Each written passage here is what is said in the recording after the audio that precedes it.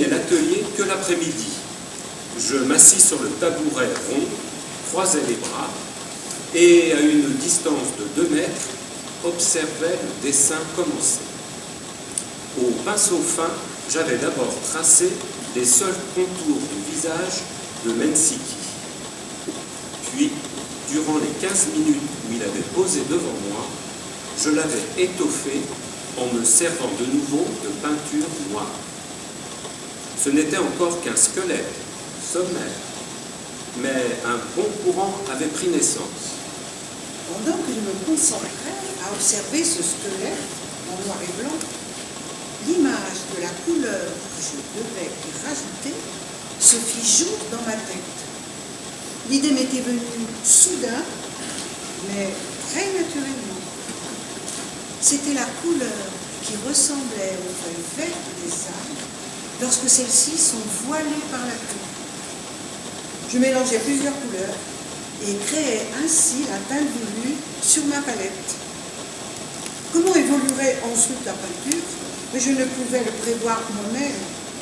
Mais je savais que cette couleur deviendrait la couleur de fond, la couleur essentielle de l'œuvre, une fois celle-ci achevée.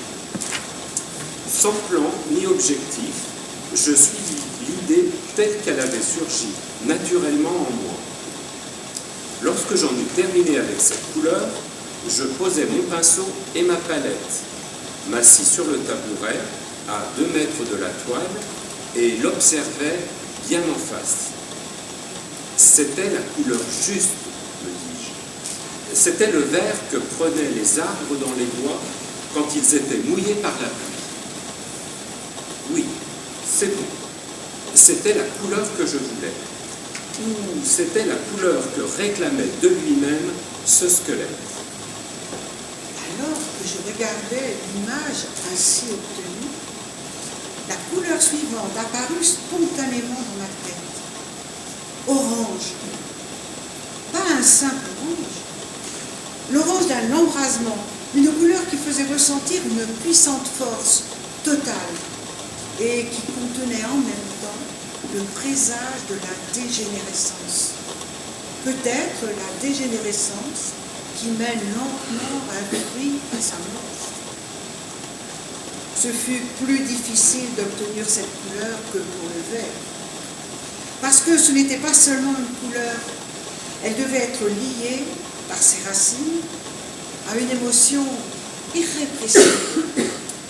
Produire une telle couleur n'était évidemment pas simple, mais j'y parvins finalement.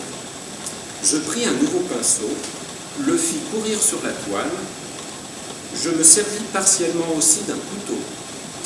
Le plus important était de ne pas penser.